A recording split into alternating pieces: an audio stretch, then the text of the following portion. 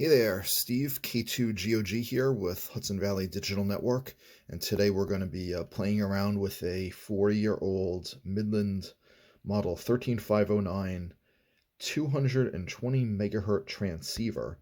Um, Brief history lesson. This is about a 40-year-old radio.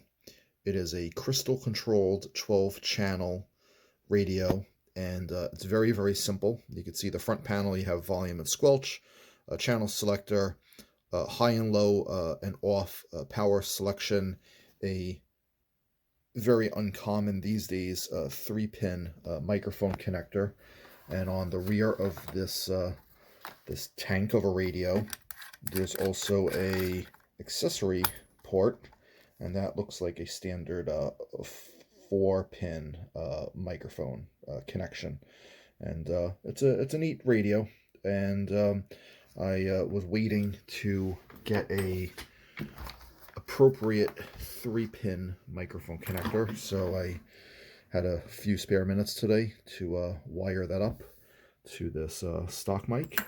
And after I went ahead and got that finished, I decided to give it another try now that I have a microphone. So we'll go ahead and turn the radio on.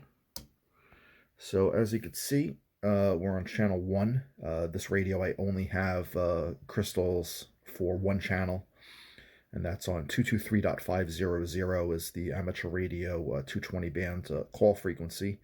And interestingly enough, you can see on the receive meter, we're at about a 5. And my suspicion was I'm probably picking up some stray RF emanating from some piece of equipment in my office here. So we'll go ahead, turn the squelch down, and you can hear there's something being received. So I'll just adjust the squelch, and now we don't hear that. So I tried a little experiment. I have 2 monitors here, and if I go ahead and turn off the first monitor, now we go from a 5 to a 3. And if I turn off the second monitor, now we go almost down to 0. And I'm only using a simple telescoping quarter wave whip, so I definitely know that what I'm receiving is local. So let's go ahead, I'll turn the monitors back on. So there's the first monitor, and then here's the second one. And then I discovered something even more interesting. If I go to the monitor here, because I was intending to make a video.